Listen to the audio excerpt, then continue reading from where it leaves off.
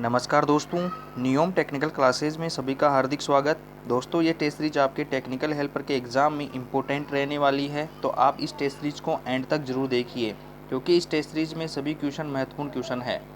अब चलते हैं दोस्तों टेस्ट सीरीज के फर्स्ट क्वेश्चन पर। फर्स्ट क्वेश्चन आपकी स्क्रीन पर है। बताना है दोस्तों, ऑन स्विचिंग के अनुप्रयोग के लिए किस प्रकार के ईबी वाइसिंग और सीबी वाइसिंग का उपयोग किया जाता है।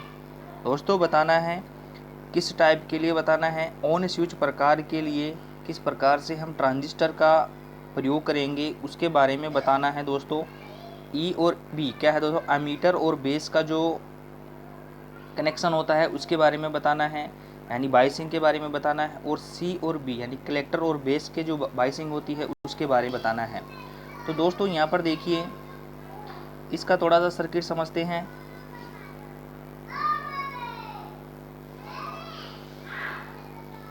यहाँ से देखेंगे दोस्तों, ये कौन सा भाग है, एमीटर। ये कौन सा है दोस्तों, इसका बेस।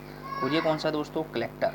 तो यहाँ से देखिए, ट्रांजिस्टर ऑन स्विच के रूप में कब कार्य करेगा, तब दोस्तों हम यहाँ पर देखिए एमीटर को क्या कर देते हैं, एमीटर और बेस को क्या कर देते हैं दोस्तों, फॉरवर्ड बाइस दी जाती है।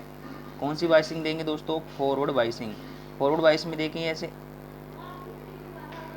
यहाँ पर देखिए इस प्रकार से फॉरवर्ड बाइस में देंगे। और दोस्तों कलेक्टर को भी किस प्रकार से देते हैं दोस्तों, यहाँ पर भी क्या करते हैं, फॉरवर्ड बाइसिंग। तो ये किस तरह कार्य करेगा दोस्तों, तो ध्यान रखिए, एमीटर और बेस को क्या देंगे, फॉरवर्ड, और कलेक्टर और बेस को क्या देंगे, फॉरवर्ड। तब ये किसकी तरह कार्य करेगा दोस्तों, ऑन स्विच की तरह कार्य करता है।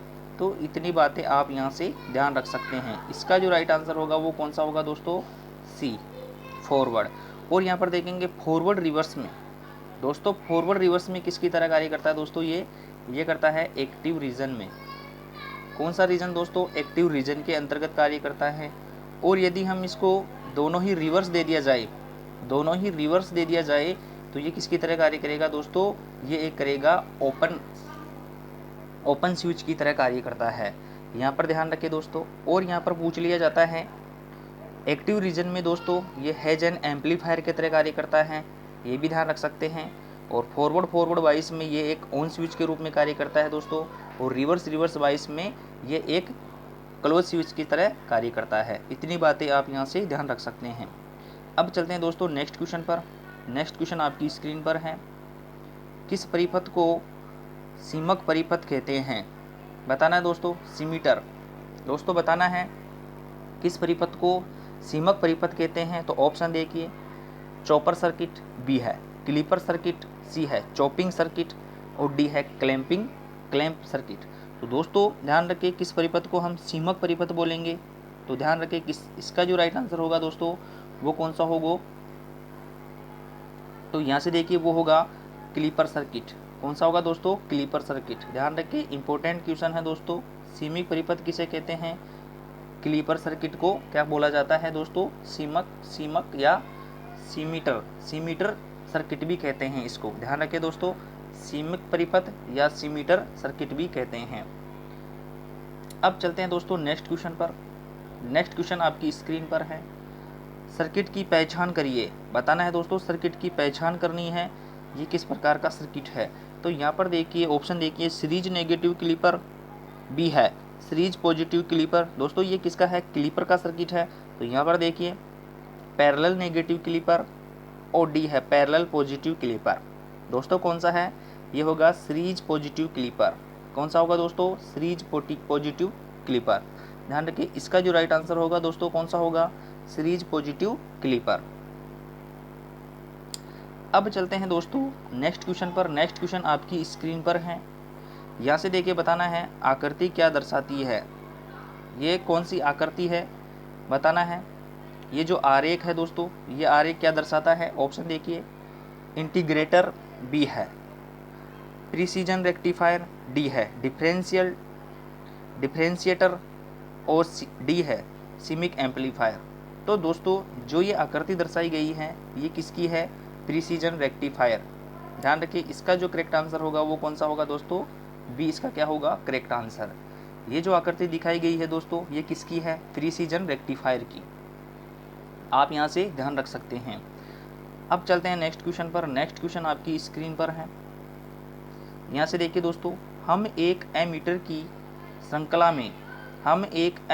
श्रृंखला में कम आंतरिक प्रतिरोध का उपयोग क्यों करते हैं। दोस्तों बताना है एमीटर की श्रृंखला में कम आंतरिक प्रतिरोध का प्रयोग क्यों करते हैं। दोस्तों एमीटर का जो आंतरिक प्रतिरोध होता है वह कम क्यों लिया जाता है, इसका कारण बताना है। ऑप्शन देखिए,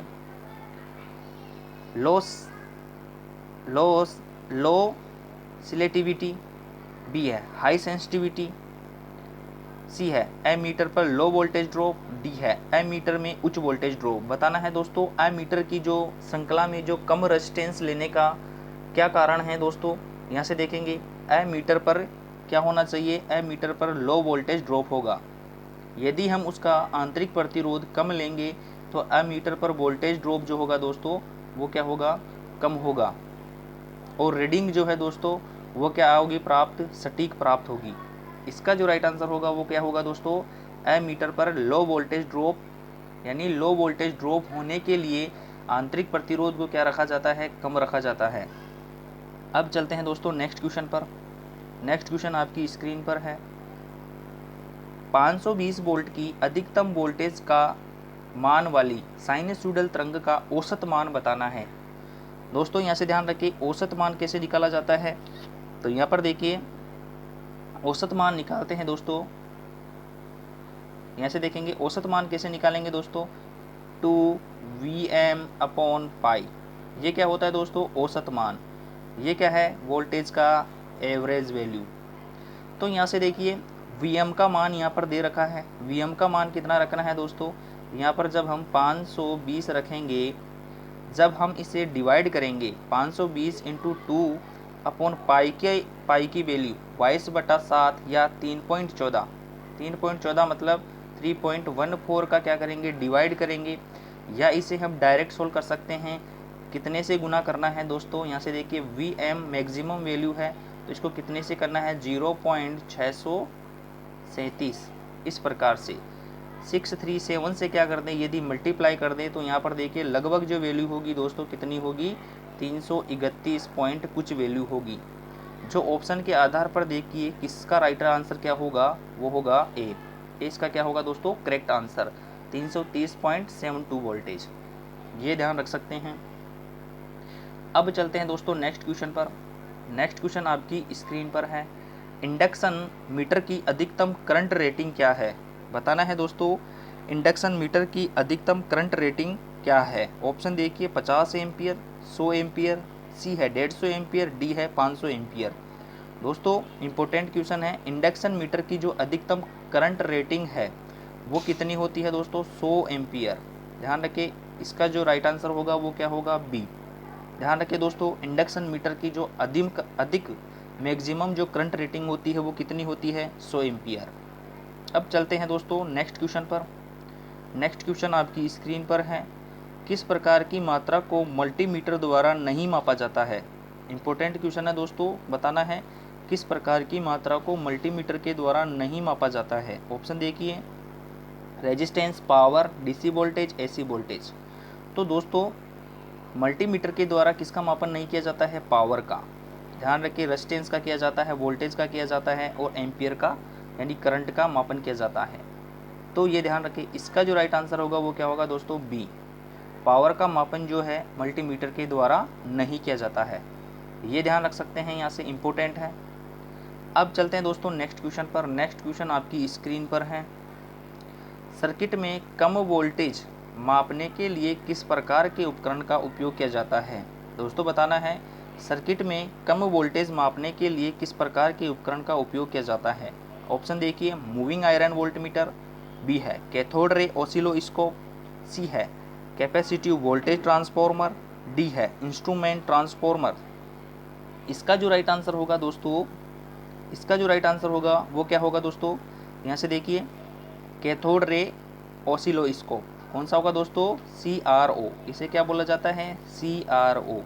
ध्यान रखिए दोस्तों कैथोड रे ऑसिलोस्कोप ये क्या होता है दोस्तों, इसके द्वारा क्या किया जाता है दोस्तों, वोल्टेज का मापन। कौन से वोल्टेज का मापन, ध्यान रखिए कम वोल्टेज का मापन किया जाता है। दोस्तों यहाँ से पूछा जाए कैथोड रे ऑसिलोस्कोप जो है किसके सिद्धांत पर कार्य करता है, तो वोल्ट मीटर के सिद्धांत पर कार्य करता है। यहाँ से आप ये बातें ध्यान रख सकते हैं। और यहाँ से देखिए कैथोड रे ऑसिलोस्कोप से क्या नहीं मापा जाता, यहाँ से देखिए क्या नहीं माप सकते हैं। यहाँ से देखेंगे आवृत्ति माप सकते हैं, वोल्टेज का मापन किया जा सकता है। दोस्तों एक बात इम्पोर्टेंट यहाँ से ध्यान रखें, किसका मापन नहीं होता है यहाँ पर, ऊर्जा का और पावर का। ऊर्जा और पावर का मापन नहीं किया जा सकता, एनर्जी और पावर का मापन नहीं करते हैं। किसके द्वारा नहीं किया जाता है दोस्तों, कैथोड रे ऑसिलोस्कोप। अब चलते हैं दोस्तों नेक्स्ट क्वेश्चन पर। नेक्स्ट क्वेश्चन आपकी स्क्रीन पर है और आज का अंतिम क्वेश्चन होगा, सटीक रीडिंग देने वाले वोल्ट मीटर के इनपुट रेजिस्टेंस का सही मान कौन सा है। दोस्तों बताना है हमें क्या मापन करना है, सटीक मान यानी सटीक वैल्यू पता लगाने के लिए वोल्ट मीटर का जो इंटरनल जो रेजिस्टेंस यानी इनपुट जो रेजिस्टेंस है वो क्या होता है दोस्तों, वो होना चाहिए उच्च। ध्यान रखिए क्या होना चाहिए दोस्तों, उच्च। यदि इसका इंटरनल यानी इसका जो इनपुट रेजिस्टेंस है और इसका जो आंतरिक प्रतिरोध है वो क्या होगा, तब ये सटीक रीडिंग देगा। तो वो इसका मान क्या होना चाहिए, उच्च होना चाहिए। तो इतनी बातें आप यहाँ से ध्यान रख सकते हैं।